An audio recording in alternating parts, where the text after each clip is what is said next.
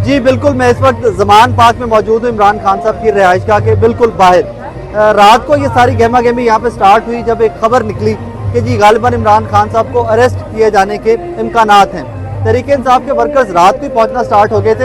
Entry point इससे थोड़ा सा आगे है, नहर के बिल्कुल ऊपर पहले एंट्री पॉइंट हुआ करता था, पुलिस की चेक पोस्ट हुआ करती थी। अब गहमा गहमी ये है कि मुझे ये वीडियो रिकॉर्ड करने के लिए 10 मिनट लगा कर ये जगह ढूंढनी पड़ी है। इन तमाम भाइयों को रिक्वेस्ट करनी पड़ी है कि ताड़ी मेहरबानी मैंने 5 मिनट दे आ जाए, मुझे वीडियो रिकॉर्ड करनी है। नाज़रीन, जहाँ पर वर्कर्स तो हैं ही हैं, लेकिन at the same time Pakistan Tehreek Insaf की लीडरशिप जो है वो भी यहाँ पर गाए बगाए नज़र आ रही है। अंदर है लीडरशिप ऑफ कोर्स ज़्यादा, लेकिन लोग बाहर आते रहते हैं, मीडिया से बात करते हैं, वर्कर से बात करते हैं, उसके बाद अंदर चले जाते हैं। कारकुनान का नंबर अगर मैं कहूँ तो उसमें आज सच कोई भी नंबर देना ज्यादती होगी, बिकॉज लोग आ रहे हैं जा रहे हैं। At the same time Tehreek Insaf के बारे में कहा करता हूँ कि तहरीक इंसाफ वाहिद जमात है जिनके किसी भी इवेंट में गुड और बैड, प्रोटेस्ट या सेलिब्रेशन, आपको खवातीन का नंबर उतना ही नज़र आता है जितने मर्द हजरात नज़र आते हैं। थोड़ा सा आगे चले जाए, पीछे चले जाए तो आपको अच्छा खासा खवातीन का एक अलग से कैंप बना दिया गया है कि ताकि वो सिक्योर रहे, सेफ रहे उस साइड पे। उस कंपाउंड में खवातीन का उतना ही नंबर है जितना यहाँ पर मर्द हजरात का नंबर है। यूथ है, बुजुर्ग हैं, फैमिलीज हैं, बच्चे हैं। रात के 12 बजे से ऊपर का टाइम हो गया हुआ है, ठंड बढ़ रही है, लेकिन मैंने कल भी कहा था, कल बारिश के साथ ठंड बढ़ रही थी और कारकुनान का नंबर बढ़ रहा था। आज बारिश नहीं है, ठंड है, लेकिन कारकुनान का नंबर। बहुत बहुत शुक्रिया। राय साकिब हमारे साथ मौजूद थे और हमें जमान पार्क के बाहर से अपडेट कर रहे थे। बिस्मिल्लाह रहमान रहीम, अस्सलाम वालेकुम नाज़रीन कराम, मैं हूं मखदूम शहाबुद्दीन और आप देख रहे हैं मेरा फेसबुक और यूट्यूब चैनल। उम्मीद करता हूं आप सब लोग बखैर वाफियत होंगे और जहां भी होंगे अपने अहले खाना समेत खुश भी होंगे और महफूज भी। नाज़रीन कराम, जमान पार्क के बाहर की ताज़ा तरीन सूरत हाल तो मजीद भी आपके सामने रखनी है, लेकिन इस वक्त कुछ मजीद डेवलपमेंट्स हैं और इमरान खान ने इस वक्त फवाद चौधरी की गिरफ्तारी का बदला ले लिया है। और बाज़ाब्ता तौर पर एक जानिब तो इमरान खान की गिरफ्तारी के लिए कमर कस ली गई है, वहीं दूसरी जानिब बहुत कुछ हो रहा है। फवाद चौधरी जो हैं उनका 2 रोज़ा जिस्मानी रिमांड दे दिया गया है। अब फवाद चौधरी के साथ क्या होना है, अदालती कार्रवाई में मजीद क्या हुआ और फवाद चौधरी को जो केस उन पर बनाया गया है उसमें अल्टीमेटली अगर सजा होती है तो वो दफा क्या है, उसमें कितनी सजा हो सकती है, ये सारी चीजें आपके सामने रखनी है। और इस वक्त कुछ और डेवलपमेंट्स भी हैं, क्योंकि इस वक्त शहबाज शरीफ से मोहसिन नकवी साहब जाके मिले हैं। ये सब कुछ भी आपके सामने रखना है। पाकिस्तान तहरीक इंसाफ के सबर का पैमाना जो है वो अल्टीमेटली लबरेज हो चुका है। शाह महमूद कुरैशी साहब की स्टेटमेंट तो आपके सामने मैंने रखी, लेकिन इस वक्त परवेज इलाही के गिर्द भी जो शिकंजा है वो कसने की तैयारी हो रही है। और सदर मुमलिकत आरिफ अलवी जो कि लाहौर में मौजूद हैं, उन्होंने भी इमरान खान से एक और मुलाकात की है। कुछ बड़ा होने जा रहा है और जारी बात है सदर मुमलिकत के पास बहुत से इख्तियारात अभी भी हैं। तो ये सारी डेवलपमेंट्स एक एक करके अभी तक की जो ताज़ा तरीन रात गए की आधी रात की सूरत हाल है वो मैं आपके सामने रख देता हूँ। इस्लामाबाद की मकामी अदालत में फवाद चौधरी के जिस्मानी रिमांड की इस्तदा पर महफूज फैसला सुनाया। ड्यूटी मजिस्ट्रेट नवीद खान ने फवाद चौधरी का 2 रोज़ा जिस्मानी रिमांड मंजूर किया और उन्हें 27 जनवरी को दोबारा पेश करने का हुक्म दिया।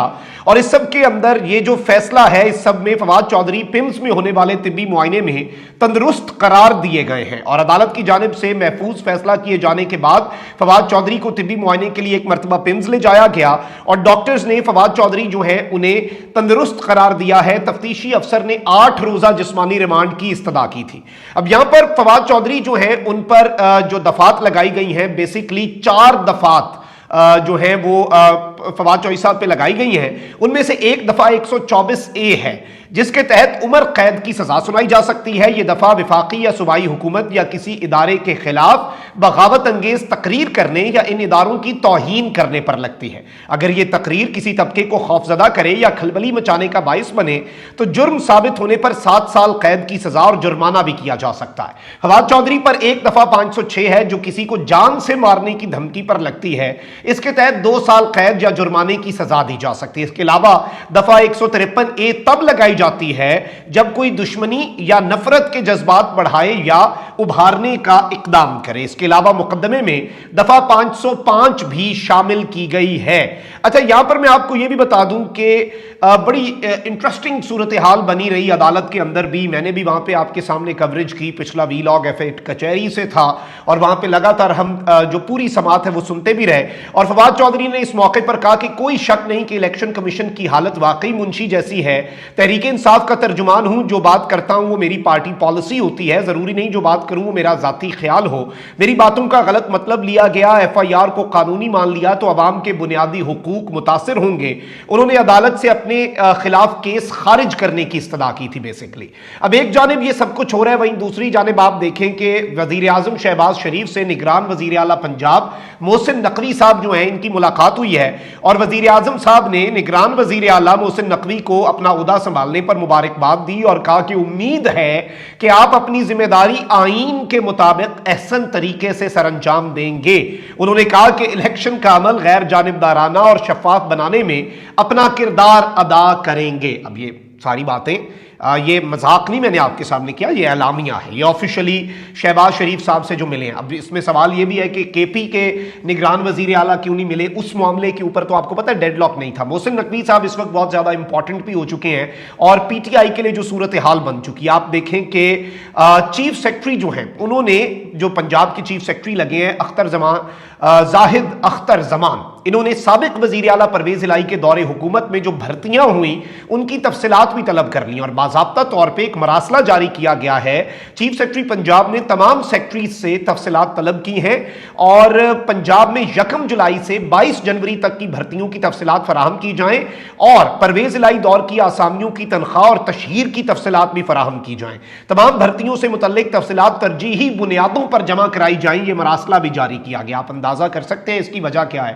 حمزہ شہباز دور کی نہیں بات, اس سے پہلے کی کوئی بات نہیں ہے, بس پرویز الہی دور میں جو بھرتیاں ذرا ان کی تفصیلات فوری طور پہ میری میز پہ آنی چاہیے.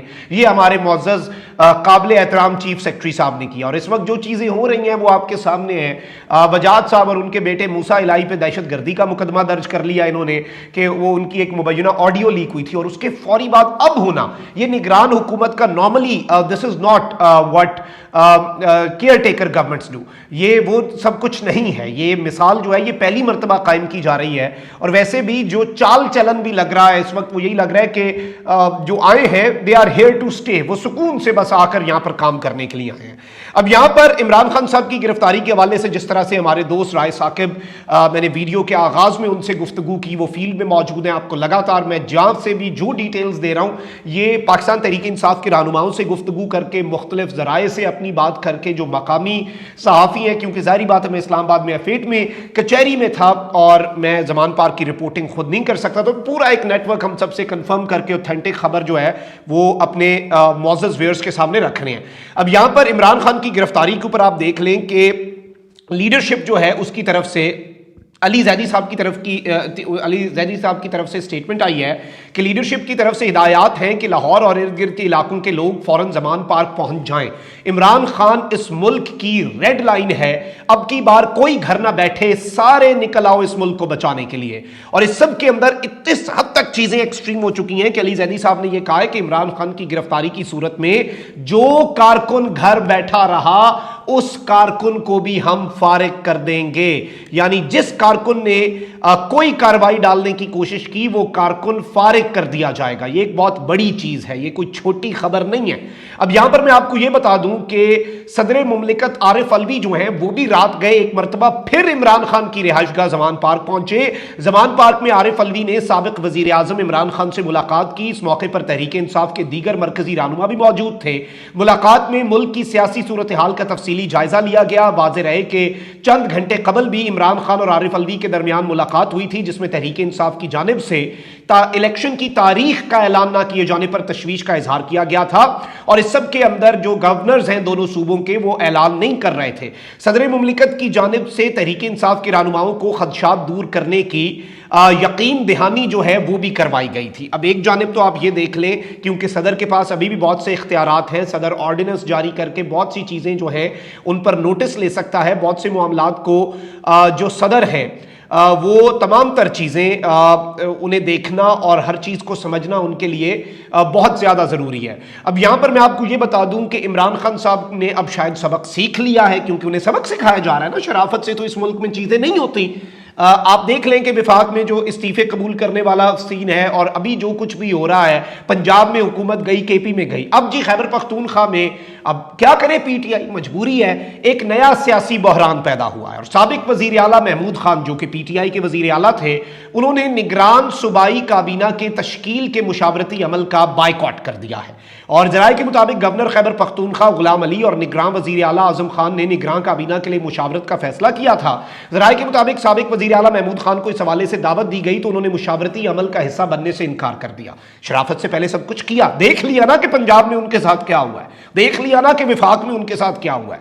اور ذرائع کے مطابق سابق وزیر اعلیٰ کے انکار کے بعد نگراں صوبائی کابینہ کی تشکیل کا مشاورتی عمل کھٹائی میں پڑ چکا ہے، اور اس سب کے اندر سیاسی جماعتیں جو ہیں ان سے ظاہری بات ہے اس سب کے اندر مشاورت کا فیصلہ کیا گیا تھا۔ پی ٹی آئی کہہ رہی ہے ہم سے پھر کیا مشاورت کرنی، ہم سے کیا معاملات کرنے، ہم نے تو اس سب میں جو کچھ کیا وہ سب کے سامنے ہے۔ اب یہ ساری چیزیں میں نے آپ کے سامنے رکھ دی ہیں، اور یہ بڑی امپورٹنٹ بھی ہیں، اور یہ ساری ڈیولپمنٹس جو ہیں یہ الارمنگ بھی ہیں۔ انہیں صرف امپورٹنٹ کہنا بھی میں سمجھتا ہوں کہ زیادتی ہوگی، بلکہ یہ بہت زیادہ الارمنگ ڈیولپمنٹس ہیں، یہ بہت زیادہ ملک کے لیے خطرناک ہیں۔ اور ظاہری بات ہے جو زمان پارک کے باہر میری لوگوں سے بات ہوئی ہے وہ بتا رہے ہیں کہ عورتیں، بچے، بوڑھے، ہر طرح کے لوگ، اور عمران خان تو ریڈ لائن ہے۔ آپ نے دیکھا جب عمران خان پہ حملہ ہوا تھا اس وقت کیا کیا ہوا تھا، میں وہ چیزیں ریپیٹ نہیں کروں گا، وہ چیزیں جو ہوئی تھیں پشاور میں جو کچھ ہوا، لاہور میں جو کچھ ہوا، تو یہ چیزیں جو ہیں اس میں ظاہری بات ہے عمران خان صاحب کو گرفتار کرنا تو اس وقت تقریباً ناممکن ہے، کیونکہ جو لوگ ہیں وہ بہت زیادہ جذباتی ہیں